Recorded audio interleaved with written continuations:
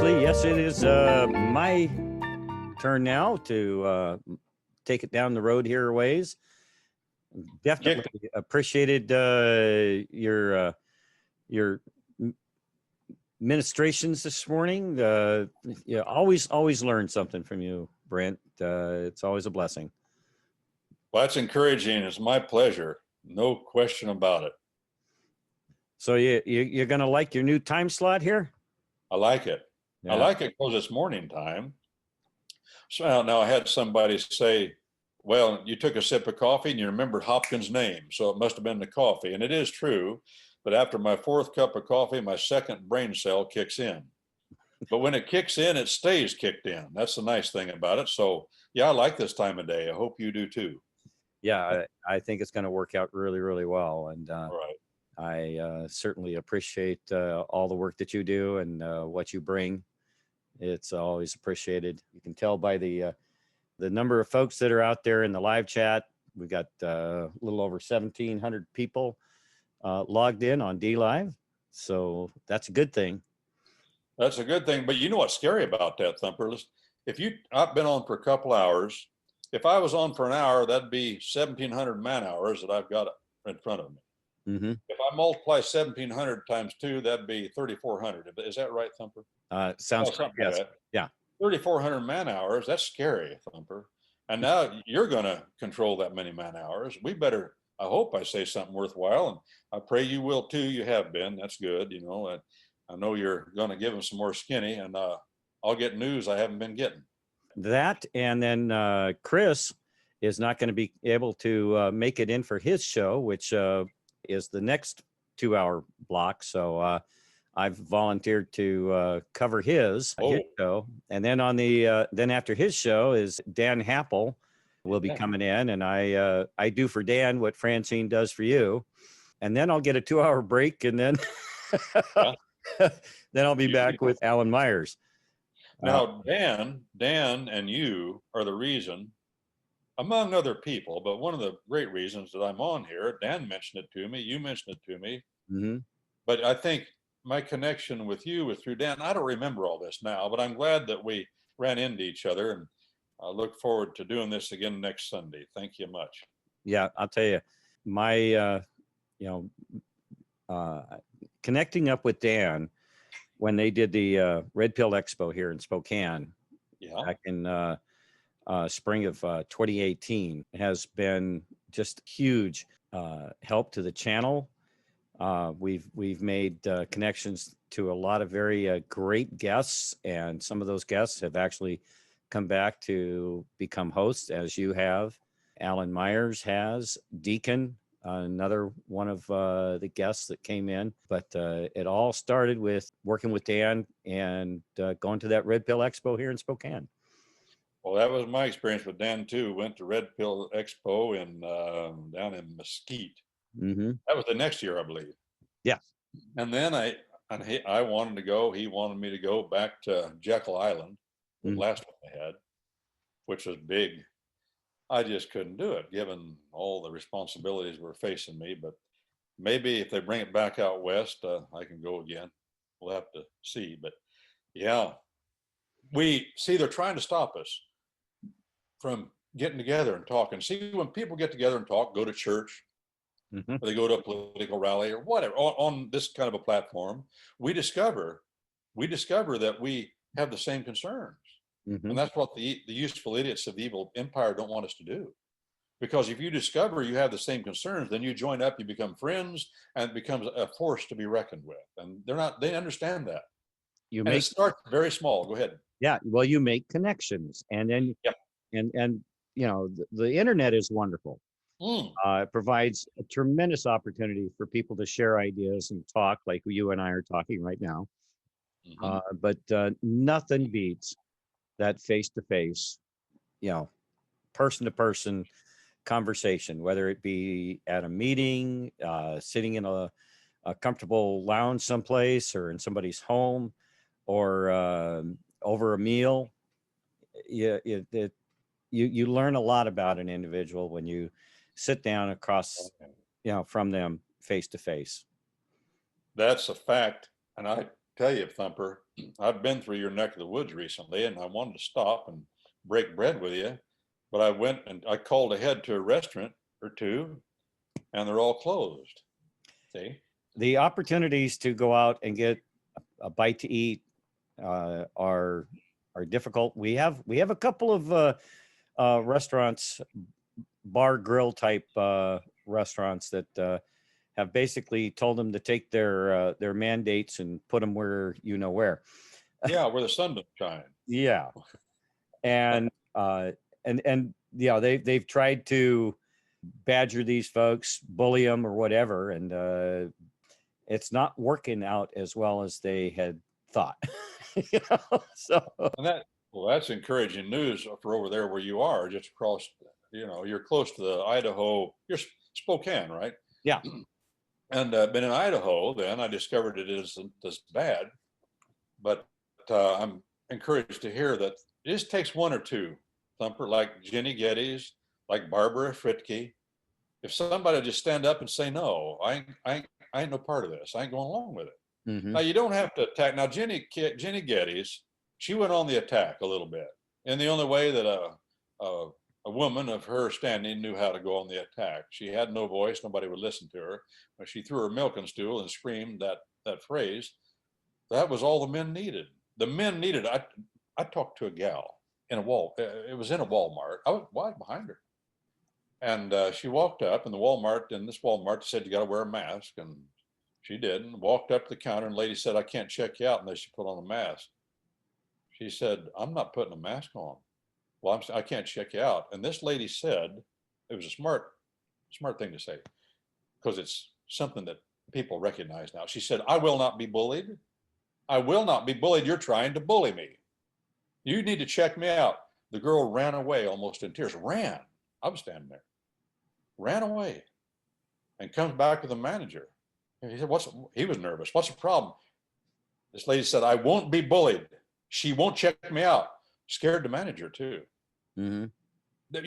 Resist evil, said Jesus Christ, in the New Testament later, and it will not it, he will flee from you. Both of them ran at that point. And this man standing behind this woman in front of me had a mask on. He didn't know what to do, and he looked at this woman that said she didn't want to be bullied, and he said, hey, he said, I'm with you. And she said to him, if you're with me, Buster, take that diaper off your head and get some gahoonies. Well, that's the problem. That's the problem. Men are the problem. And now I know there are women that are a problem. That's because they're following evil. But the Bible says that men are the problem. We're the leaders. We're the ones that are not supposed to be doing this. We're the ones that are supposed to be saying no and suffering the consequences. Well, it's quite interesting that you brought that up in the manner that you did, because you know what the problem they have in China right now? What? Well, they had their one-child policy, right? I remember. Okay. Well, which was the preferred child that they allowed to live? The girl? The males. Oh, no. The parents would allow the boy to live, right? Right. Right. I got it. So now they have a huge population of young males and no women. Boy, now that's a recipe for violence right there. Well, actually, it's somewhat of the opposite. Oh, it is.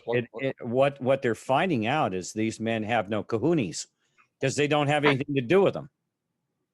Hey, if you got the gals that are doing what gals do best and do well. Yes. Men will have kahunas. That's your point. Yes. I see your point. Because just like in that poem I quoted about Barbara Fritke, the encouragement to the man is the woman. Yes. The energy. Yeah, and if she disrespects her husband, criticizes him, and that's what the evil empire is getting the women to do. They're saying, we don't need men. Men are bullies and brutes.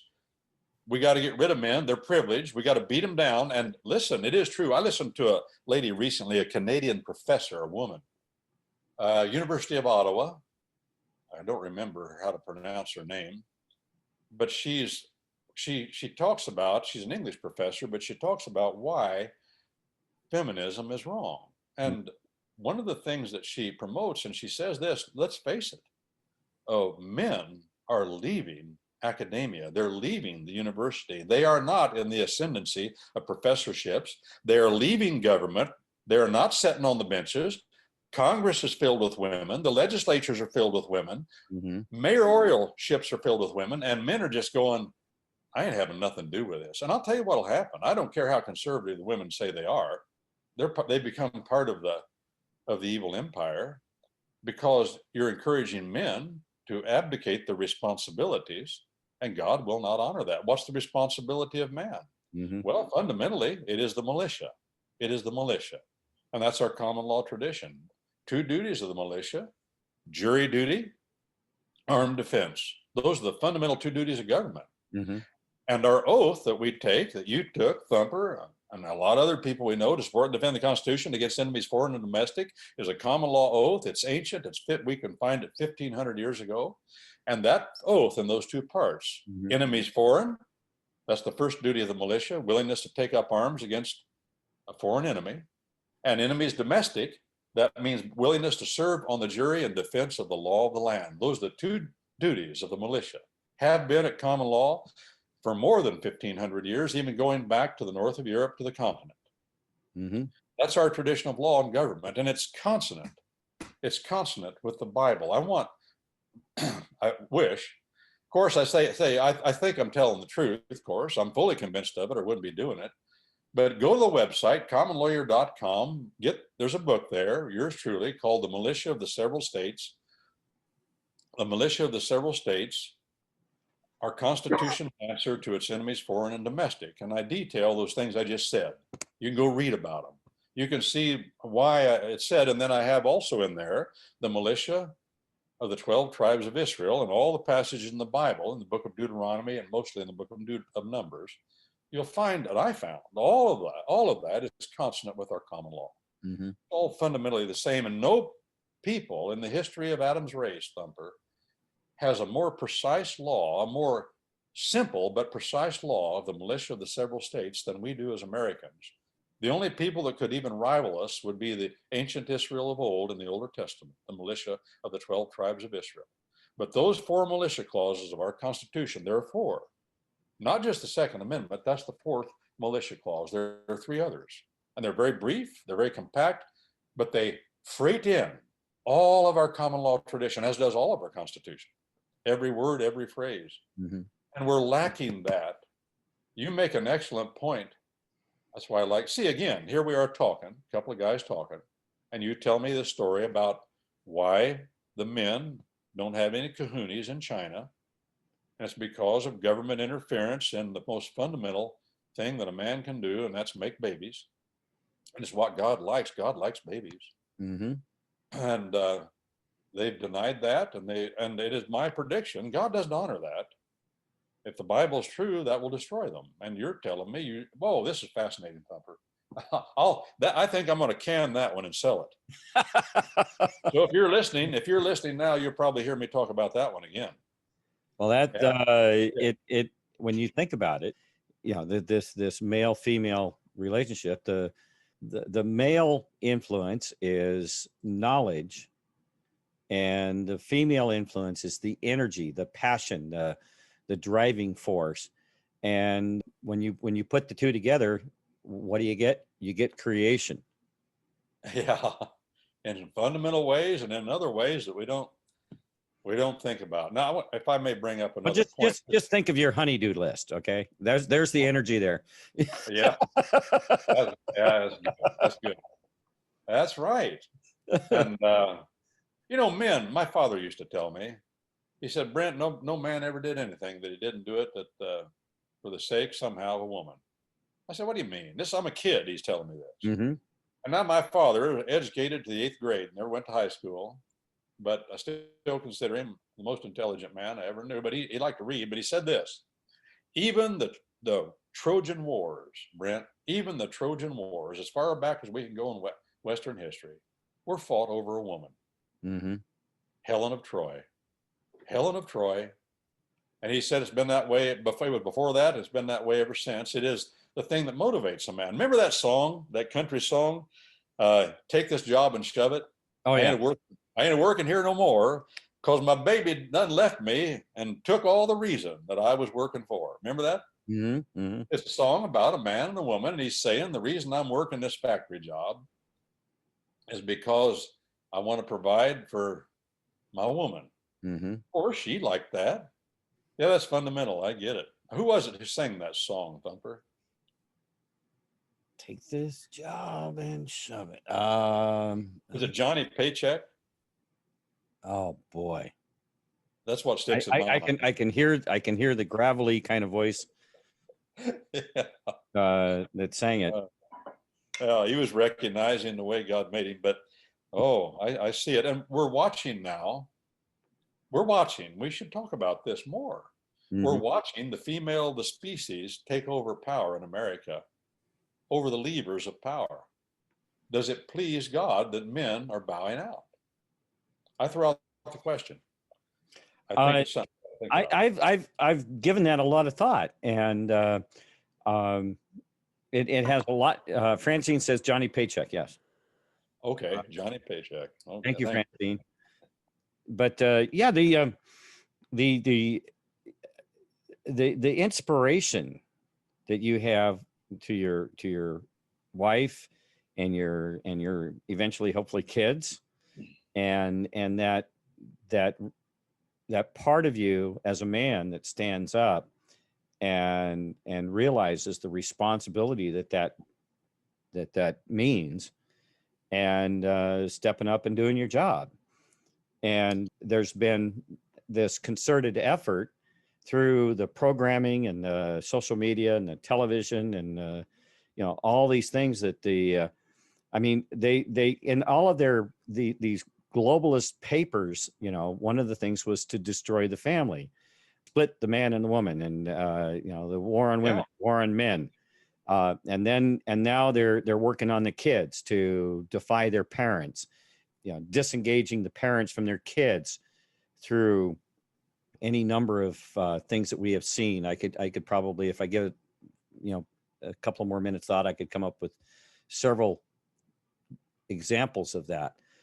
The school systems trying to get kids to rat on their parents for doing things at home, asking the kids in school, does your daddy have, how many guns does your daddy have? Mm-hmm. Things like that. And all of it is meant to divide these families up. They've created that wedge between men and women. Now the wedge between the children and the parents. So yeah, it's a very obvious agenda that they're on, and you can see the results of it in our society. No question. And it's going to get worse.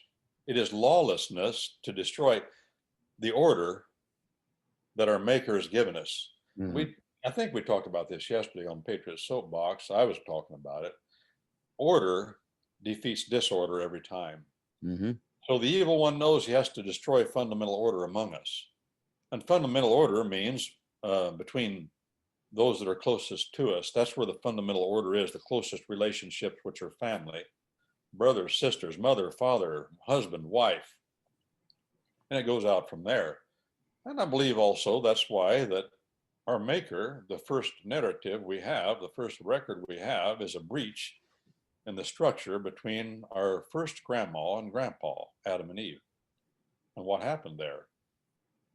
That particular record is plumb pregnant, with meaning that spreads throughout the historical record of the Bible and the history of mankind. It's all there. And he tells that, he relates that first for an important reason, I believe. It seems to me very important. And we're losing our grip as things are reversed. As roles are reversed. Now, the Bible says that in the law of God is the will of God, the will of the sovereign. And don't be scared of the word law. The law of God says that the man shall not take up that which pertaineth to the woman, and the woman shall not take up that which pertaineth to the Gabor. That's different. It doesn't just say man. it says Gabor. Remember, we were reading in Daniel, and I talked about the mighty warrior. And the emperor called them mighty warriors. He had mighty warriors, and he used to throw those men in. Well, that word there, that Semitic word, is Gabor. The mighty warrior of God is Gabriel, Gabor, mighty warrior, Gabor of El, God. Mm-hmm.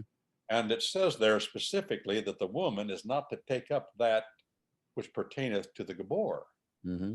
the warrior, the fighting man. That's what it says. Now, people can say, well, times are different now. No, men are men, and men are men, and men, and women are women. And I've never seen sodomy, homosexuality, lesbianism, pedophilia. That's what it all comes down to. Mm-hmm. I've seen it and heard of it. I haven't seen it. I never saw it. I've heard of it. I know it's around, but I've never seen it as rampant as it is now. Mm-hmm. And now, right when the roles are being reversed between men and women, that confuses children. It confuses men. It confuses everybody. Yes. And that's what you're driving at, I think, a little. I don't want to put words in your mouth. No, think about it. Okay. When a woman, I had somebody that, I was married to for a time. I kept asking, hey, can I change it? Let me change the oil in your car. No, I want to take it down to the shop. And to me, it was like, why do you want to take it to a shop when I can change, I changed the oil in my car. Why can't, why? It kind of put me back a little bit. And I, said, well, okay, fine, if that's what you want to do. But, I'm perfectly fine with, and I feel like I'm not doing my part here.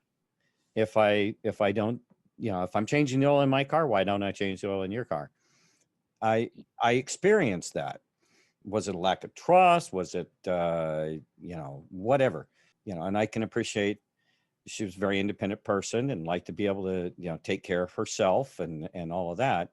I don't think it was so much as a trust issue with me. I think it was a general trust issue in general. Well, I get what you're saying, and the culture seeps through and makes the woman restless, makes the man restless. Nobody's saying, no, this is the way it is. I say to the gals, you don't have to, of course you can open your own door. Of course you can change your own oil or have somebody else do it. You can do a whole lot of things, but just humor us a little bit and let us open the door for you. Mm-hmm. Let us open the car door. I know you can do that. I have found, though, Thumper, for what it's worth, and I've been on Patriot Soapbox for, I don't know, a long time. I mean, a year or 70 weeks. I don't know how long. I can go back and check. But I have found that the listeners on here, by and large, when I say these kinds of things, the female listeners, the chat that I've got, they'll say, right on. I tried it the other way. I don't like it. Mm-hmm. I like it when men are nice to me, when they say, can I help you? Can I reach that for you? Can I open the door for you? But there is that attitude. And it's a restlessness that destroys and makes people uneasy, makes women restless. If they say, I don't want to let that happen. If I do that, then he'll try to hold it over me. No, men want to be nice to girls. They like it. And the girls get a good deal out of it. Well, and I like to tell women, with great power comes great responsibility, because and they have great power, you're saying. Yes. Yes. Yeah, well, the old poem, and you probably figured I like poetry, but the old Kipling poem, the female of the species is more deadly than the male. Truer words have never been spoken, and he details it in Nature and Among Men in the poem. Beautiful poem. Yeah. First published, Ladies' Home Journal, 1915. It was the rage. Everybody loved it. But then in the 60s and 70s, it got to be, people said it was misogynistic. But now I've noticed, I gave it to an English professor once, a woman. And she said, where'd you get this? See, people aren't taught these things anymore. Well, I never heard of this. I'm a professor of English. I said, well, don't you study Rudyard Kipling? Well, no, of course not, because Rudyard Kipling had a little sense, but I gave it to her and she started using it in her English class. The female of the species is more deadly than the male. Mm-hmm. The refrain and the whole every stanza, she's using it, and she says, this is so powerful. I just love it. Now, here's a woman that was educated as a feminist, but she loves it. And well, she's getting older and she's seeing the senselessness of the evil empire and the ugliness of these gals. It was so refreshing to to listen to that female professor that talks about how everything is wrong about feminism, but we got a lot of work to do, and it begins with me and you, and it begins with us. I got to do the right thing. I've come to the conclusion I'm not in control of the federal government or whatever we think the federal government is now. I don't even know if it's there. I feel confused at this point, but, or maybe we've got two going at the same time. I don't know, but I know what I can do. And it's my duty. What is the whole duty of man, says the Bible? The whole duty, said Solomon at the end of the book of Ecclesiastes. In spite of all the madness of this twisted, cruel world, we have one duty. Simple. One thing, all you got to worry about. Stand in awe of your maker and keep his commandments. Mm-hmm. That's it. That's it. 2-part, and you get a real good deal out of it. It's actually pretty simple. Yes.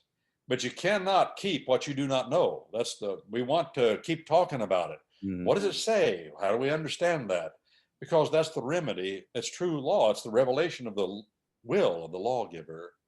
And that's the remedy to lawlessness. Jesus Christ put it this way. He said, many people will come to me in that final day of judgment. And they will say, well, didn't we do great things? Didn't we raise the dead? Didn't we heal people? Didn't we wave our hands in worship? All this pious looking stuff. And he said, yeah, but he said, I'll say to many of that did that. Many of those that say that to me, I will say to them, depart from me.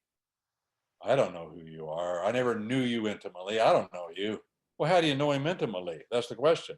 Mm-hmm. You learn his will and you do it. That's how you develop a relationship, called religion, by the way, the true religion. That's the only way to develop a meaningful, understanding relationship with your maker. You can't develop a relationship with your father or mother by spending your life telling them where to stick it and not obeying them and not listening to them. Mm-hmm. But if you listen to your mom, now your mom's still kicking pretty good, isn't she, Thumper? Oh, yeah. Oh, yes. Yeah, well, I bet you want to know what your mom's got to say at this point. I know my parents are alive too. They're very old, but I call them. I want to know what they got to say. Mm-hmm. And I think God uses them even when they don't understand. They think they have nothing to say. I say, no, I want you to give me your opinion on this point. Mm-hmm. I think I told that story the other day, Thumper, where I said I called my mother. I said, I want your opinion on this point. She said, well, Dad and I have decided we don't want to interfere in your family. And I said, well, no, I'm not asking you to interfere, Mom. I understand that. I'm asking for your opinion. I'll make the decision. But I'm stupid if I don't come to somebody who's older than I am, who I think knows more, and ask them what they think. The Bible says in the abundance of counselors, there is wisdom. Mm-hmm. Well, here's two I know real well that I think are pretty smart. You owe me. They said, what do you mean? She said, what do you mean I owe you? I said, you owe me your opinion. When you mothered me and fathered me, you made a choice. Mm-hmm. I didn't talk to her loudly. I'm very respectful. I said, you made a choice. I'm your son. I couldn't help that. Here I am. And I'm asking you for your opinion.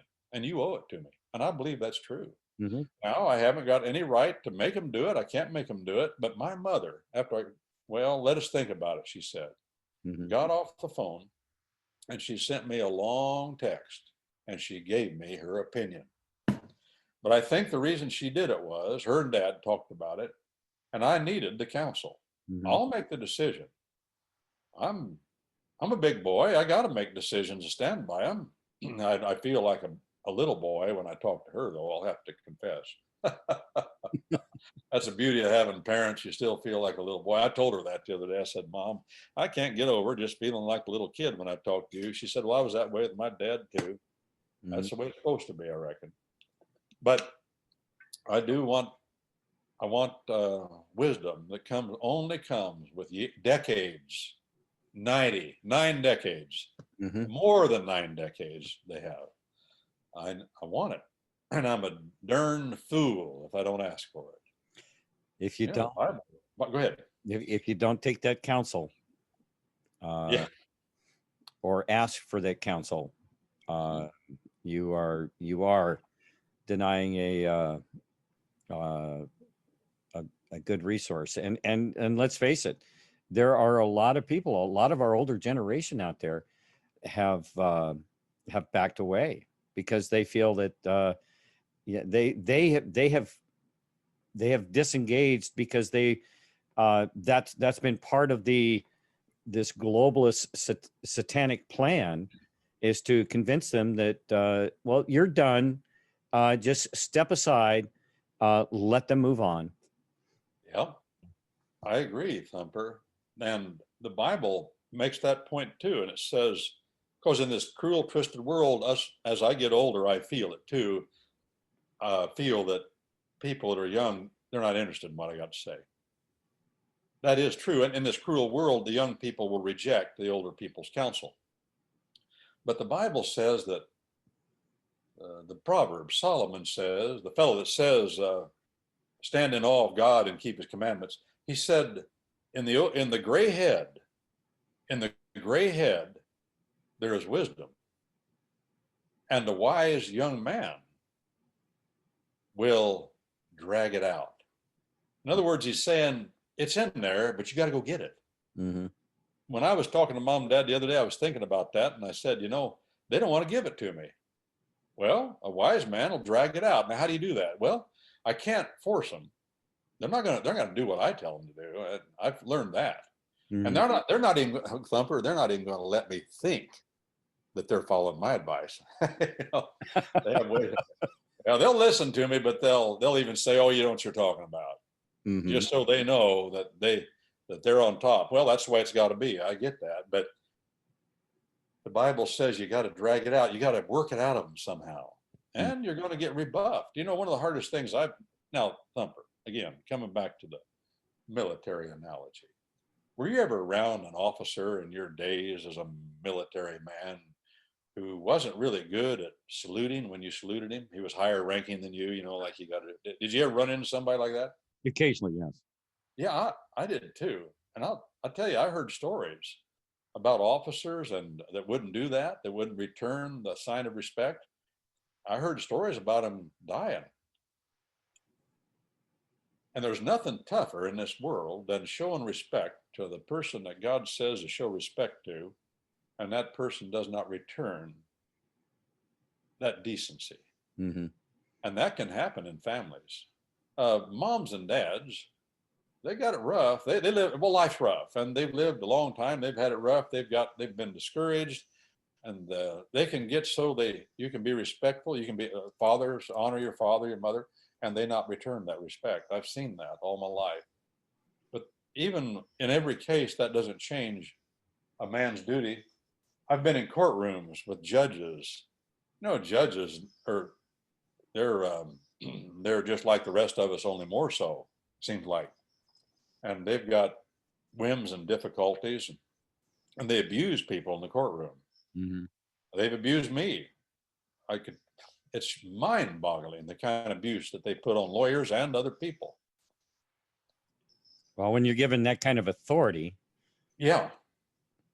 And they do that, but it's our job as a lawyer, it's your job to not return like kind. You don't have that option, and you shouldn't. In other words, if he won't do it, it's the lawyer's job to do it as an officer of the court, to maintain some kind of order. Just because an officer doesn't salute you mean that you should go out and hurt him. No. It's your job at that point to stand up and say no. Order has to be maintained here. And if that high-ranking officer won't do it, it's up to me to make sure it gets done. Mm-hmm. That should be our attitude. Mm-hmm. But that's not easy. But that comes right down to the family too. Fathers being disrespectful and mothers not returning respect to children. Does not give children, no matter what their age, leave or license to be disrespectful back. That's what I'm saying. As much as you may think you want, now doesn't mean you have to put up with it, but whatever you do, don't throw it back at your parents. Don't throw it back at the judge. There's other ways to deal with that. Mm-hmm. Order. We must maintain order. This is my point this morning, because chaos will overcome us. The evil empire will overcome us unless we do. If we maintain order, God's order, we order our lives according to the order of God, of the God of all order, we will defeat the evil empire. And that's the promise of God. He said that. And it's a theme throughout the whole Bible. Well, so again, come back to it. Go ahead. Well, it's your shield of faith in that order that keeps the evil empire from breaching your your fortress. Oh, yeah. They're not at our door. They're on us. They're among us now. Oh yeah. That's where we are. I haven't got time to listen to all the talk that, like you do, you're all the different people and what they're saying and watch all the chat. But, well, we have people saying nice things about our discussion here. I'm glad. But all the chat, but talking to you, I get the feeling that possibly that the right-headed, I call them right-headed folks, righteous. Mm-hmm. Righteous is a word that means right-headed. That's what it means. Nothing fancy about that. The word, William Tyndale invented the word for his translation of the Bible before the King James. And the word before that in English was right wiseness, right wise, which means the direction you're going is your nose pointing in the right direction. Mm-hmm. Well, I think the people that are right-headed, in other words, of like kindred spirit with what we're saying, I think they listen to the message. I know a lot of them do. There are those that don't, and they're not right-headed anyway. Let him that has ears hear. Mm-hmm. But we need to say it, because if we don't say it, how shall they hear? Says Paul the Apostle, unless there's a messenger to tell them. And the messengers aren't telling them. I run into a few sometimes, but most people, I listened to a congressman this morning, very famous man, so famous I just recognize him. I don't remember his name. He's got a patch over his eye. He was a Navy UDT man. Oh yeah. Yeah, the name's on the tip of my tongue. You know what I'm talking about. Is it Crenshaw? Yeah, that's him probably. Yeah. I was deeply disappointed in what I heard him say. I was disappointed in him. And I considered writing him a letter and saying, as a fellow squid, I'm disappointed. He said this. He's about there was another UDT man, a senator, a congressman from up in Idaho, said things as despicable. He said that the new doctrine of just open transvestitism in the military, he said what Schumer and those guys, what Biden's doing, he says is wrong. And then here's why he said it was wrong. And this is what disappointed me. He said it's all right to be a transvestite in the military and be a sodomite and a lesbian. That's okay. We don't say there's anything wrong with that. But he was rejecting what Biden said. Well, what's the difference? I'm disappointed. I didn't realize, see, what he's doing is he's just accepting it. Oh yeah, we think it's okay that you guys bump body parts and are pedophiles and you do all these weird things to each other that destroys your personalities and destroys us and makes you be predators on children and encourages that kind of thing. That's okay with us. Well, he needs to be saying that's not okay with us, that we're not standing our ground, you see. That's acquiescing to the enemy. Oh, listen. I'm not preaching to you, Thumper. I'm just and don't get me wrong. I don't want people to get me wrong. The enemy is Satan. It's this evil. That's the enemy. Yeah. And these things that these people are doing or acquiescing to is allowing that enemy in the door. They are, and they're doing it like he's doing it because he just don't want to push it too far. Well, what's too far? Allowing sailors and soldiers to sodomize each other? Is that too far? Well, have we lost our blasted minds? Answer yes. We're talking crazy. That's crazy. And for all of our history as Americans, even until very recently, it was categorically no, we don't allow this at all in our military services. Mm-hmm. And why? There's a lot of reasons why. Of course, you could say, number one, God said no. That's an abomination to all mankind. Our common law for centuries in the Western world has said no, no, no. We don't allow this in every state of our union until long after I was a grown man. It was unlawful, a felony, and you go to prison. And in our military forces, same thing. Why? Well, not only does our maker, without any question, say no, I don't think it takes a lot of brains to see that's wrong. Mm-hmm. Not only is it's in our legal tradition, we called it buggery. Right. Sodomy. These are evil acts. And to do that to another person is an act of hate. I saw two fellows the other day walking hand in hand. They were my age. And they looked like nice guys, nice guys. They're not nice guys. I don't care how nice they act toward other people or each other in public. They hate each other. What is the definition of hate? That you don't feel love and affection for the other fellow? No. The definition of hate is you do things to the other guy that God says don't do. I don't care how much the other guy likes it. Mm-hmm. And I don't care how much you like it. If God says don't do it, it's against the law. And we've said that in America for years. But then you look, isn't it something that as that is allowed and there's acquiescence in it, that children are being abused sexually more and more, and women are being abused more and more as the role reversals continue. Now, I'm not going to change this, and I'm not so naive as to think that I can change anything. But I do have a duty to say, no, I'm not going there. Me personally, by myself, no, mm-hmm. I ain't going there, and I'm not going to say it's okay, because I will face the judgment in the final day, as every one of you will. And in the final day, Jesus Christ is the judge, not some religious leader. Mm-hmm. And he'll say, why did you acquiesce in this and say it was okay? Them that rides without laws dies without laws. That's a maxim of our common law. It's been said in centuries, many different ways.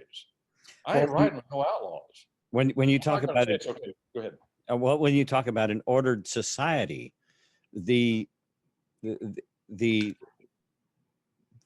issues that it creates in an ordered society when those things are allowed, and what I think where we've probably gone wrong in pushing back against this is understanding it's fine to say yes, God said no, but then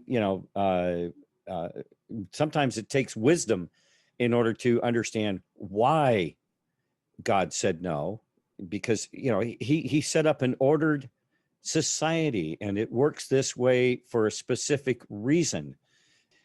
He wants this go forth and procreate. Yeah, but isn't it fun, Thumper? And what the evil empire wants to stop is production. Yes. And that includes of babies and people. Mm-hmm. They'll do anything. They'll castrate you. They'll take out your ovaries. They'll talk you into homosexuality. Let me read this. Somebody sent me this. So D.D. Hagen says, this is kind of directed toward you, Thumper, says, you can open my door, change my oil. You can do it all. Just stay out of the kitchen. You know what? I would gladly give up kitchen duties. That takes so much time out of my day when I could be doing something else, I feed myself, Sometimes you leave the chair and go to the kitchen to fix something to eat, don't you? Heat it up. Oh, yeah. Yeah. It's nice. I tell you what, coffee and food taste better if somebody else makes it for me often. And I've found other people tell me that, Brent, it tastes better if you make my coffee. And I do that sometimes. Well.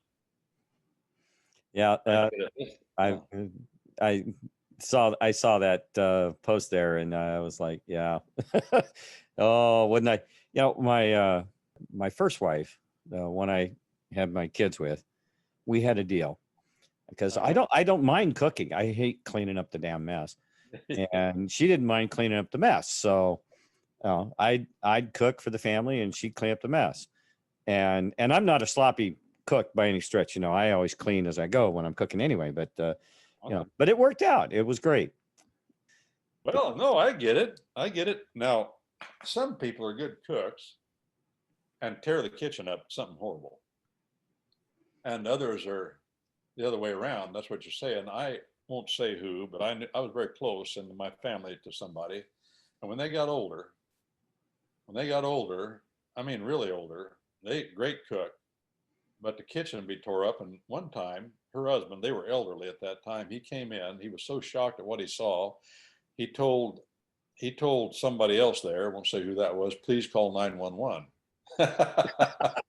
I mean, it was that bad. Of course, I suppose as she got older, great cook, but as she got older, she just didn't pay much attention to getting everything in the containers, when she was cooking. but it did taste good. I'll say that. And I'm thankful. I'm thankful for ladies that know how to cook and like to cook. Oh, yes. Because once they like it, well, it just changes everything. It changes the feeling of a home. It changes the smell of a home. Baking, cooking. Oh, you get cupcakes with sprinkles on them. I mean, Oh really. yeah, all that extra stuff, you know. Hey, when I, I'm left to would, myself, I wouldn't bother, you know. when I'm left to myself, Thumper, I got to eat. So what I do is I put off fixing something because I don't want to. By that time, my blood sugars hit the bottom of the barrel. I go in, I'm on eating this quinoa, and I just boil it until it all boils up, and I throw it in a bowl and a big slab of butter, and I eat it. No salt, no nothing. Well, that fills my belly, takes the wrinkles out, but I need more than that. And it sure is pleasant, as you said, when somebody knows how to make a nice meal. But see, we go back to the Garden of Eden. We go back to Grandma Eve. What did she want? By nature. She said she took that fruit, whatever it was, and she noticed, it says, she noticed that it was pleasing to the eye. Well, she wanted nutritious food for her family. She noticed it was good for food, it says. I'm quoting, she noticed it was pleasing to the eye. Not only was it good to eat, but it was more than that quinoa, which looks pretty bland. This stuff is appetizing looking. Mm-hmm. Well, that's what she was by nature. She by nature wanted nutritious food for her husband and something that he would look at and want to eat. Mm-hmm. There it is. And if somebody gets that in their mind that they like to do those kind of things, well, I think the benefits that accrue from it are overwhelming, and we'll never see the end of them. Just doing what God wants us to do, and it just spreads. Mm-hmm. And other people learn about that too, and they see how it works, and they maybe would try to emulate it. Well, years ago, a book came out. The name of the author was Mary Pride. Mary Pride. This was back in the early 80s, I believe. She's about our age. I think Mary is still around. I don't know if she's writing books now or not. But she wrote a book called The Way Home. And it was a book from the experiences of a woman who had gone off. I think her parents were professors or something. She went off to college, university, and she got fully effeminized, and she tells her story of how she found her way back home. And what she was saying was, I like it at home. I want to be at home. And I want to work at home. You know, the Bible says, the old King James says, women be keepers at home. And so they think, well, that means I got to stay at home. Well, that's not Mary Pride's point, and that's not what that word means. That's a translation of the word, but the word doesn't mean keeper at home in the sense we understand that now. What it means, the Greek word means tereo, oike tereo, home guard, the guardian, the guard of the home. Mm-hmm. To the point of violence if necessary. Everything that comes through your door, ma'am, ladies, everything. I don't care if you are by yourself, you got a husband, or your children are left now, or you've lost your husband, whatever. It's your home. It's your parcel of real estate. You defend it. And anything that comes into your home, your children, your husband, or if you're by yourself, your friend, whatever, anything that comes in the door, anything that's piped in through the internet system, anything that comes in through the television, all of that's your responsibility. And if it had not to come in, it is an invasion. And God says, don't let it in. Guard. That's home guard. Mm-hmm. Guard your home. We are under invasion. An invasion that occurred not through somebody busting through the door or invading San Francisco. This invasion came through the air.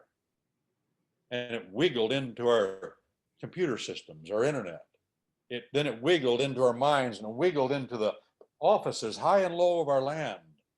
And we're under a grip and the control of the communist Chinese. There's no question. It's not like that's a matter of opinion. I won't argue that with anybody. That's stupid.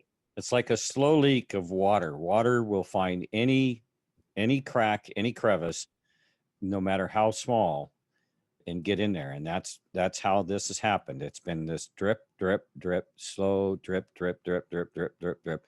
never giving it a chance for it to completely dry out, and just continue to spread out.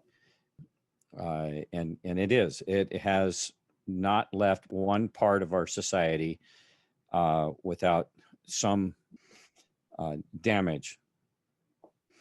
And it happens so slowly that by the time you realize that concrete can be damp and you can't, or wood can be damp and you don't know it until it really is wet. And by that time, there's possibility that there's, damage has been done. And that's how this has seeped in. I mean, it's been a centuries, if not millennial, march to where we're at now.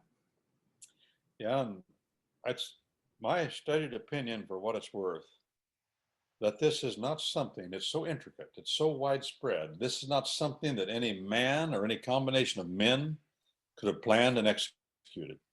It appears to be a lot of useful idiots and a lot of organizations, and all of these sects of evil. They want to be the ones in charge, as always is. You can see that on a micro level when you read about the communist revolutions of Russia and China both. What they came down to was chaos and different factions of the evil empire killing each other to gain control. So I don't think that they're all in cahoots, but I do think that above it all, there is this master mind. I don't think it, I know it. Now, how it's playing out, he's doing things, he's much wiser to the ways of control than are we. We can't, Jesus Christ said this, do not, Sermon on the Mount, Matthew chapter 5-7, do not square off with the evil one. Do not square off with him. The old translation says, do not resist evil. Well, that's silliness. That translation of the King James is silliness.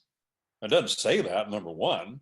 Number two, that makes it appear as though there's a contradiction between what the epistles say when they say, resist the devil and he'll flee from you. No, you must resist the evil one. But you don't do it. Here's the point. The apostle says you must resist the evil one. But Jesus Christ makes this point. You don't do it by squaring off with him in a blow-by-blow match to see who's going to be standing when the punching battle is over. Mm-hmm. You don't do that. Why? Because he has the drop on you. That's why. You must be wise as a serpent and as harmless as a dove. And that's why I say our greatest weapon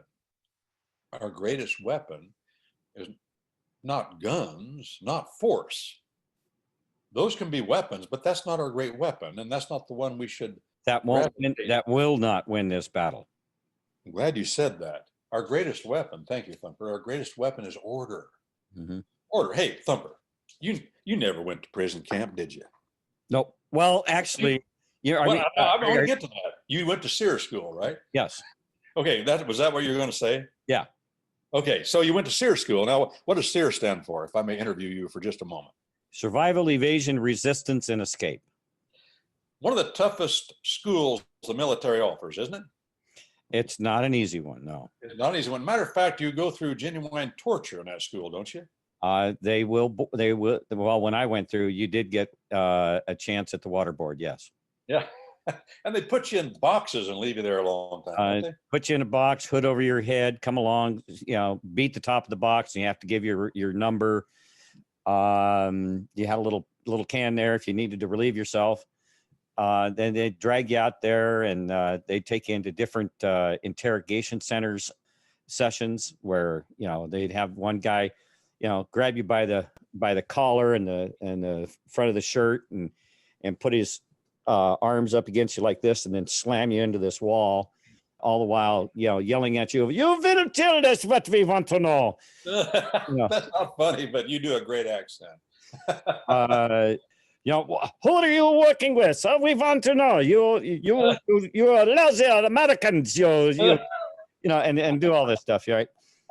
And then they take you and put you back in your box. I'd come by every 15, 20 minutes and bang on it so you couldn't fall asleep, and you had to yell out your number. And in the meantime, you're hearing all kinds of things going on around outside the box. Other guys being drug out and yelled at, and screamed at.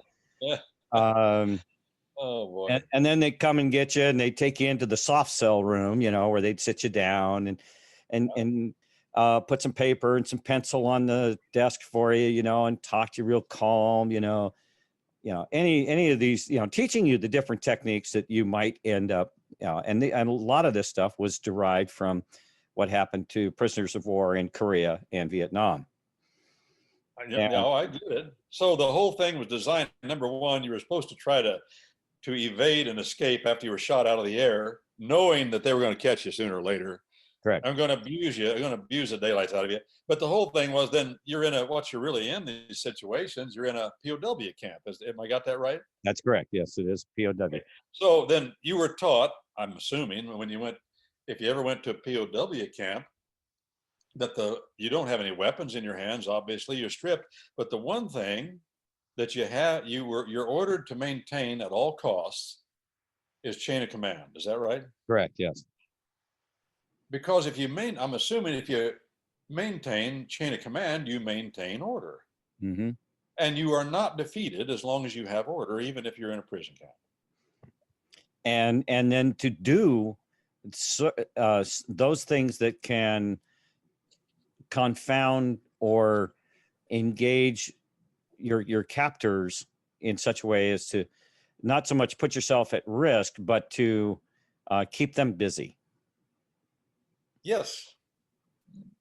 But without order, you're a loser. But even in a POW camp where you're starved and being tortured, military men are taught above all things, maintain the order of your chain of command. And if you do that, you can resist. You can still resist. And that's the message that God gives us throughout his word. Even the word shalom, translated peace throughout the Bible, both shalom in the Old Testament, eirene in the New Testament, is the idea of shalom. It is not. Shalom is not absence of war and battle. It is presence of God's order in the midst of battle. Understanding, authority. Who do you show respect to? Who should show respect to you? And by the way, don't allow people to disrespect what you have to do either. Respect to the other man, and we're commanded to respect the other man, another woman. Respect to them is to not interfere in their God-given duties. You get in the way of a mother's God-given duty to look out for her children. And God says he'll get you. He'll get you. You don't do that. I was talking to a lady just 3 days ago who called me, said, I need help. And this lady was a girlfriend of my girls when they were younger. She's older now. She had a marital problem at home, Cops got called. She didn't call them. Bad scene. Things are getting better now, but the cops come in without knocking, no warrant, open the door. The cop pushes her daughter out of the way, knocks her on her can. Just a little child, just shoves her out of the way. She starts crying. And this woman runs to the cop and says, stay away from my daughter. If you do that again, and just went off on him. Mm-hmm. So what did the cop do? Arrested her for interfering with a police officer in the performance of his duty. Now, who got interfered with here? Can a woman deny what God has put in her to protect her children? No. I call him stupid officer. Stupid. Say, are there good police officers? I reckon there are, but there are a lot of them that aren't too. God will require an answer from him for what he did. And I don't want to be there when it happens. Well, God's answer to that might be, put him out in the woods and have him come around the corner, and there's a little bear cub there, and he kicks it, and the mama bear comes after him, and then see what that butthead's going to do. Yeah, he won't touch the board. I want to see him put that mama bear in jail, huh? Yeah, that's right. And that comes back to that poem, The Female of the Species, when the Himalayan peasant sees the he-bear in his pride. He shouts to scare the monster, who will often turn aside. But the she-bear, thus the custard, rends the peasant tooth and nail. Mm-hmm. For the female of the species is more deadly than the male. Don't mess with the mama bear. Yeah, that's the mama bear. The female and of all of the animal kingdom, as we understand it, God has made us that way. Mm-hmm. And to interfere with those fundamental duties is to spit, as it were, in the face of God. Don't do it. And on the other hand, do not interfere with the fundamental duties of a man as father and as husband. Mm-hmm. If he wants to respect the female of the species, if he wants to be polite and open the door for her, if he wants her to if he wants to carry her burden, her heavy bag for her, don't get in his way. If you know him, I wouldn't let a stranger carry my bag, ladies, but a husband, a father, a brother, a son. Mm-hmm. Let your son play the man. Oh, I like it. Hey, listen, these boys, what do they need? We talked about this a while ago. What do they need? They need a woman that says, you're quite the gentleman. You're quite the man. Oh, you're so polite. I remember, Thumper, when I was a little boy down at White Oak Church, we'd come out of Sunday school and we'd all march. It was a small church, and we'd walk out in front, and Mary Hedges would be sitting at the piano playing Jesus loves me, this I know, for the Bible tells me so. And then after her, it was Norma Gross, a shirt-tail cousin to my mother. She played it. And Norma was first cousin to my grandmother, so she was older. I remember, and I don't forget, the power of what she did one time. I came out. And I was getting a little bit older. I wasn't just a little guy that I used to be. And they said, well, we want later in the service, we want all the men to do this or that.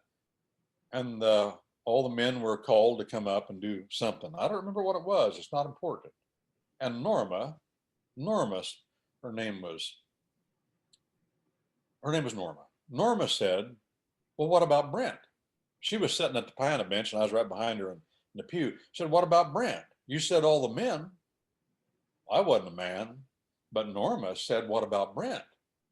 And so they said, yeah, Brent, you come up here too. See, I don't forget stuff like that, but Norma was wise. Mm-hmm. And she made a point of making that little boy feel like he was a man. Mm-hmm. Just little things like that. And Norma's gone now. I'll bet Norma never gave that a thought. And I wish, I'm hurt, that before she passed on, that I didn't say that to her. And not until I got older did that really come home to me, what she did. Mm-hmm. But it had an effect on me at that time that I didn't process and didn't categorize. But now that I'm older, I see the power of that, of a woman doing that to little boys, to men. And this lady, I was listening to her up at University of Ottawa. She made a long presentation about the evil empire through the feminist movement of destroying little boys, destroying them. They want to be men. You know, Thumper, traditionally throughout all of Adam's race, throughout the world, every tribe, tongue, and people, there's a rite of passage for little boys to become men. Something. Yes. There is, yeah, and there is none for girls. And there's an important reason for that.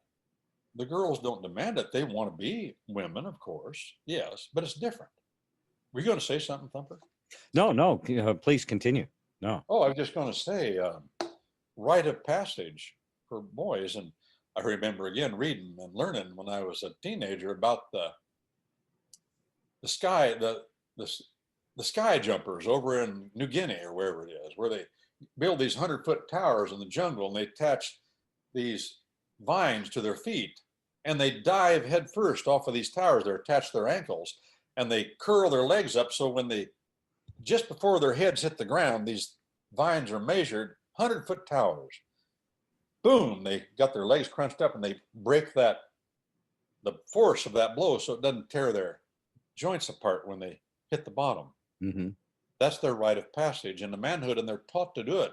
They stand on their father's shoulders as little children and jump off. Their fathers hold them and teach them how to hold their legs up. And I know that sounds stupid, and it is kind of stupid. But why that? But it is a rite of passage. The Sioux Indians the Sioux Indians, the red men of the Dakotas had the sun dance. It was a brutal dance. It was a pagan dance. It was worship of a created thing. But they had that rite of passage, you see, for young men. They had to go through that brutal ritual. Mm-hmm. What do we do in America? Oh, yeah, join the football team, young men. They need something to make them feel masculine. You know, ultimately, in the common law tradition, what we have, Thumper, is the militia of the several states. And if we would pay attention to those militia clauses, we would have a built-in rite of passage for young men. Oh, they'd complain about it. They'd say, oh, you know, the law says I gotta, at my own expense, obtain this particular military grade weapon. I've got to, at my own expense, I've got to get this training that the state legislature says I got to get. They'd complain about it, but it would be their right of manhood. They would like it. And it's meaningful to say, okay, now I'm a man. I'm a member of the militia. I'm 18. I'm 20 years old. At my own expense, I did these things. I got the training.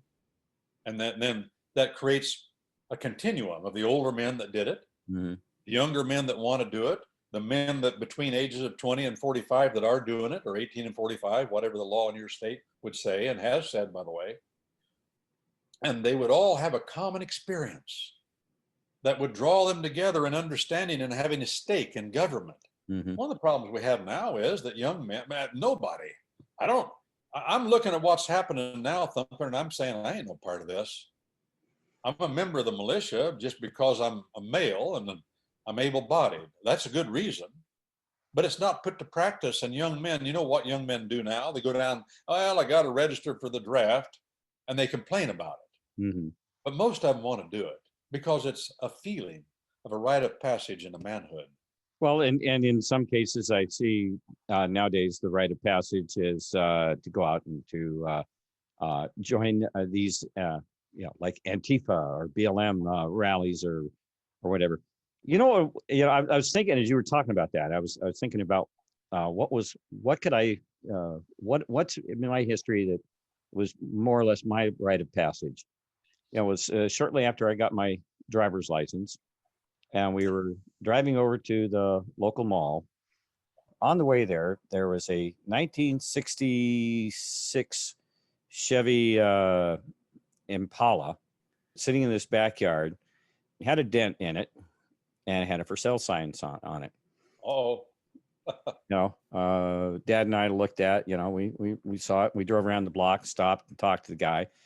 The car was pretty rough shape. Somebody had shot a deer or picked up a deer alongside the road. I don't know, but they left it in the trunk, and it was never taken out of the trunk until, shortly before they decided to sell it. So it had this nasty smell to it, but it had a 327 Chevy engine in it with the Camelback heads on it. Being a car kid during the time, So it just so happened where the mall that we were going to had the Sears store in it. So we went over to the mall and we were in Sears, and Dad says, well, that car, that engine's going to need it, because it burned it. We started up, burned oil, and it was in pretty bad shape. He says, well, you're going to need, if we get that car, you want to, you said you would want to rebuild the engine in it. And he says, well, you're going to need some tools for that. So that's when I bought my first Craftsman toolbox. One of the nice Sears Craftsman. This is back in early 70s, 73. Yeah. So it was somewhere in there. Craftsman was still a quality product at that time. So we bought that toolbox, and on the way home, we stopped and got the car. It was in such bad shape, I didn't want to drive it home. I let my dad drive it, and I drove his car. You'd have to wear a gas mask, wouldn't you? You tried that. We brought it home, pulled it into the garage, and I immediately started tearing that engine down. My right, I never did get that car back on the road, but I ended up rebuilding that engine, top to bottom. Put a 3/4 cam in it, a 4-barrel carburetor, and all this other stuff. Got it running. The transmission wasn't in the best of shape, and the interior was still pretty stinky and everything. And I tried cleaning it, and it didn't do any good, and still needed body work. but I had rebuilt that engine, and I ended up selling it to a guy, just the engine, to a guy that put it in a drag boat. Oh. And but that to me was my rite of passage. But even though you said you never drove it, but you got up in shape and rebuilt it. I rebuilt that engine, and that was I spent the summer rebuilding the engine in that car. I had a job, and so I could spend my own money doing it. And little boys struggle because they want to be men. Yeah. And if they're hampered in that, and they can't find that rite of passage, and they'll look for it. Mm-hmm. But if it isn't available, they may go without it. I'm amazed. Now, what I'm saying is feminism is rampant. And along with it comes sexual confusion, which inculcates sodomy and lesbianism. That's fact of the matter. Can't be denied. If you deny it, you're just, again, you're denying reality. Confusion of the sexes brings chaos. It's a fundamental law of nature that men are not women and women are not men. But included in all this, I just pass it along for what it's worth. Encourage the little boys, but even beyond that, encourage the old boys. Encourage them too. I don't think that enough is said of the weakness of the male of the species. He has his strengths, but he's fragile, more fragile than most people want to. Oh, he can do great things. He can do powerful things. But he's fragile in that his manhood can be threatened and it can be destroyed. And it's the keeper of manhood is womanhood. Mm-hmm. One of the main keepers. If there's anything I've learned in life, I've learned that. I've watched others. I know myself. I have friends. I have children, grandparents. What I call my gathered knowledge, my conscience. I've gathered knowledge. Whatever I got, whatever you got, use it. Your experiences, you can use them to think, to bring analogy to what you see and hear. And yeah, this is fundamental. And now, Thumper, here's the problem. Here's the problem. I've been out with my mother. Been places with her. And my mother was always careful to not drink too much fluid because she couldn't drain her radiator like I could anywhere I wanted. Mm-hmm. And there's a difference there, see? Oh, yeah. Yeah. Now, but right now, Thumper, I've been drinking coffee for about 3 hours or more, and I got to do that. So if you'll let me go do that, I'll do that. I sure enjoyed talking to you. Absolutely. I always love our conversations. As a matter of fact, I was telling Francine that, I need to just call you. We need to just have a conversation, catch up and everything. We may have taken care of it, at least an hour of that conversation just this morning already. So, but I definitely understand about your coffee filter is full and, yeah. What they used to say, my back teeth are floating. Yeah. Absolutely. But I'm okay. But anyway, I enjoyed it. Now you're going to be on from now until 2.5 hours from now, right? About that, yes. Yeah. Okay. And then Dan will be in, and I'll take the back seat, and he gets the front seat and the steering wheel. Oh, okay. At noon. Well, actually, noon. I guess noon to your time, 1 o'clock my time. Oh, okay. Yeah. All right. So, at any rate, thank you, Thumper. Thank you, Brent. Always a pleasure. We'll talk again. You bet. And thank you.